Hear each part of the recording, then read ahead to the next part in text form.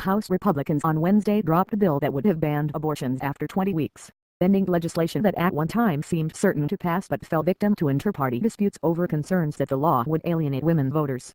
The failure of the bill, which was intended to be Congress' first anti-abortion legislation of the new session, reflects divides in the Grand Old Party just weeks after it assumed control of both houses for the first time in 8 years.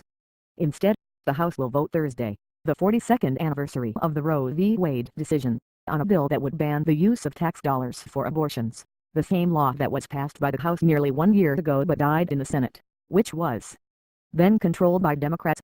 The substitute bill would make permanent the so-called Hyde Amendment, which bans all federal money for abortion services. Currently, Congress simply renews the amendment each year, which it has done since the mid-1970s.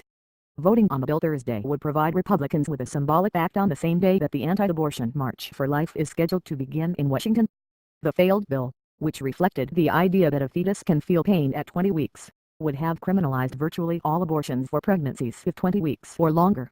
It would offer some exceptions, including for victims of rape that have already been reported to authorities. But some Republicans, including female members of Congress, objected to that requirement, saying that many women feel too distressed to report rapes and should not be penalized. A 2013 Justice Department report calculated that just 35% of rapes and sexual assaults were reported to police. The issue becomes, we're questioning the woman's word, Representative Renee Velez, RN.C. said earlier Wednesday. We have to be compassionate to women when they're in a crisis situation.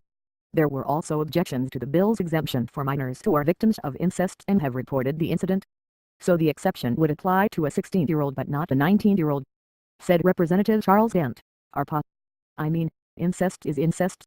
There was concern that the bill would have looked bad for the Republican Party as it struggles to court female voters in the 2016 presidential and congressional elections, and primary and general election candidates could have turned the vote around on the Republicans. The Grand Old Party also wants to demonstrate that it can focus on issues that matter to voters and not get bogged down in gridlock. But members who backed the 20-week bill were furious that those who shied away didn't raise their objections until essentially the last minute.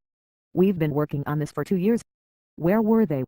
The source who is close to the process told Fox News on Wednesday afternoon.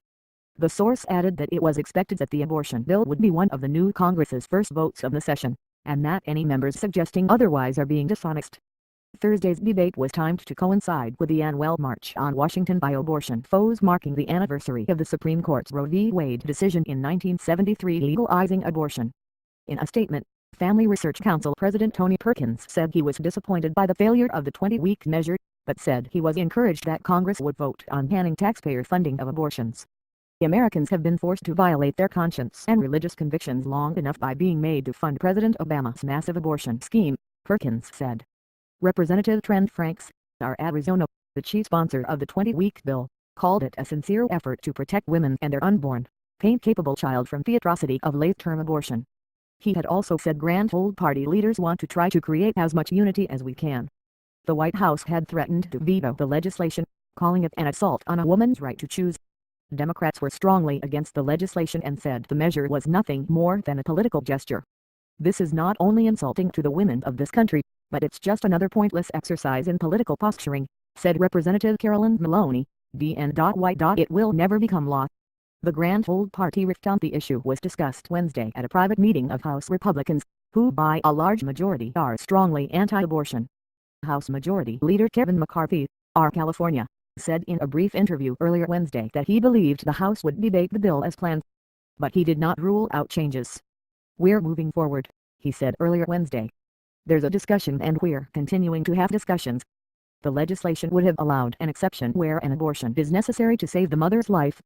Under the bill, those performing the outlawed abortions could face fines or imprisonment of up to 5 years.